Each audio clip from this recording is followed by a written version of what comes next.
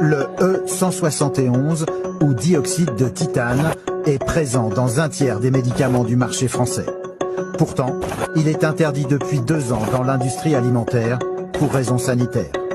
Selon une enquête récente, on en retrouve dans 4200 références pharmaceutiques, dont 800 des médicaments les plus utilisés. Il y a des médicaments comme le Doliprane, le Spasfon, l'Imodium qui contiennent du dioxyde de titane, mais c'est des médicaments qu'on va prendre de manière plutôt occasionnelle.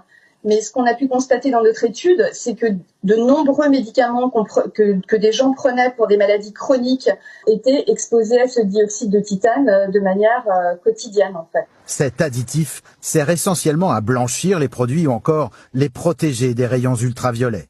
Mais de nombreuses études scientifiques ont révélé que ces nanoparticules de dioxyde de titane, une fois ingérées ou respirées par l'humain, sont néfastes pour la santé. Le dioxyde de titane est suspecté cancérigène et il est aussi suspecté d'avoir des effets dommageables à l'ADN. Ils n'ont aucun effet sur les substances actives, ils n'ont aucun rôle en fait sur l'efficacité du médicament.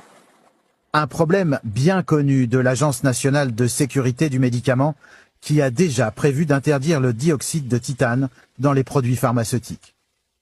L'arrêt de l'utilisation du dioxyde de titane nécessitera l'étude et la mise à l'essai de solutions appropriées pour s'assurer que la qualité, la sécurité et l'efficacité des médicaments restent préservées. Au niveau européen, l'industrie pharmaceutique a maintenant 3 ans pour bannir le dioxyde de titane de ses produits.